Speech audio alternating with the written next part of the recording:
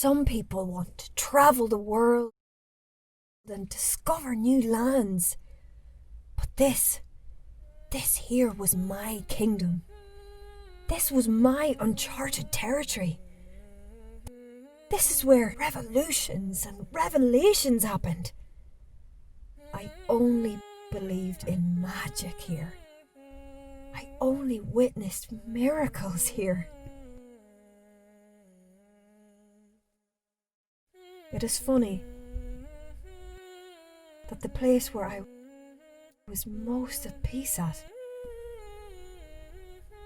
was the place where I found my end. I spent my childhood exploring these shores.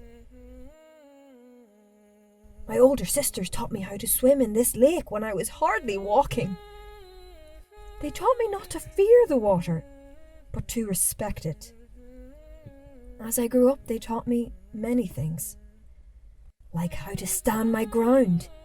Like how to be a woman in the world where your value is dictated by who your husband is.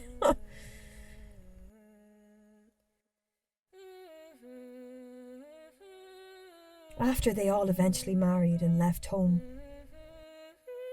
I carried these lessons close to my breast. My father used to fish here. He would let me sit with him for hours. He didn't mind my chattering here. He told me that my talk must be attracting the fish and not repelling them as they came in droves to the top of the water. I was his good luck charm. He always caught the biggest fish with me by his side. It was the only time I ever really liked my father.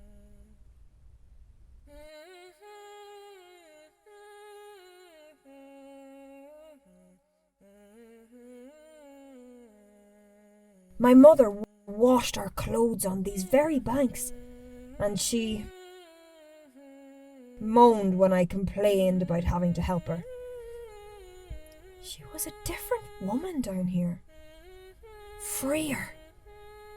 Her laughter that was once stifled in her home filled the valley. The smiles that she so often hid grew wild. It was like the lake cleansed her soul and allowed her to be who she could have been if she lived in a different time.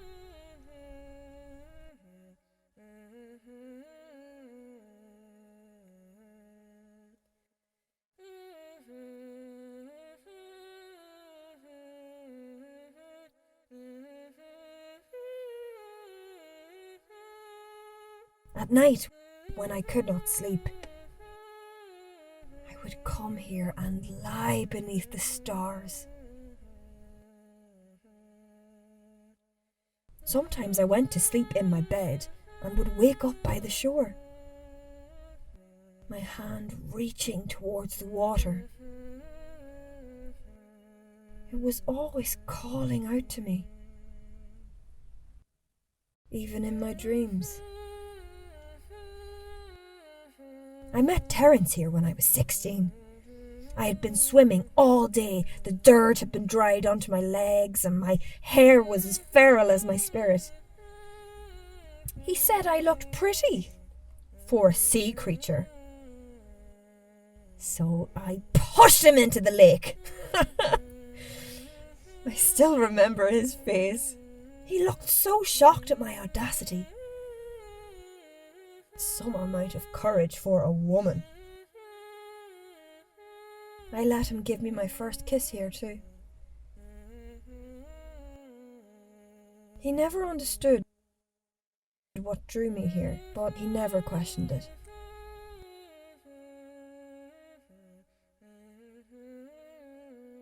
He allowed me my freedom, as long as I returned home to him at the end of the day. It was more than I ever dreamed of from a marriage. The night I died, I felt such a longing for the water. A longing so fierce and so deep. I did not see my own end coming. Terence found me, and like the knight in shining armour I never quite allowed him to be, he slayed the beast that killed me. He took vengeance as he rode through the night, chasing down the mate of my monster. My story, in a way, became his. People prefer to hear about the mourning, vengeful widow than the dead wife. But hasn't that always been the way? I just wish that when people told the story about how I died and how I was avenged, that they also told you about how much I loved it here. That it was a privilege to die on these shores.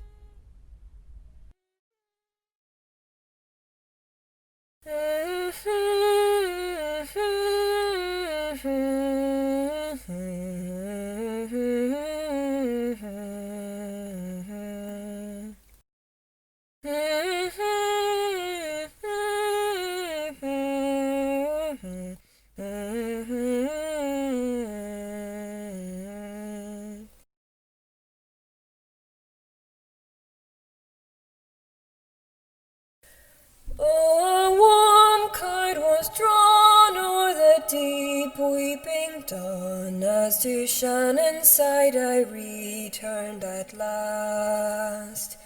And the heart in my breast for a girl I loved best was beating a beating loud and fast.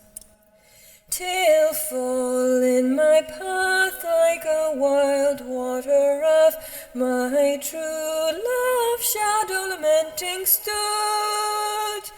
But the sodden sun kissed the cruel cold mist into dancing showers of diamond dew.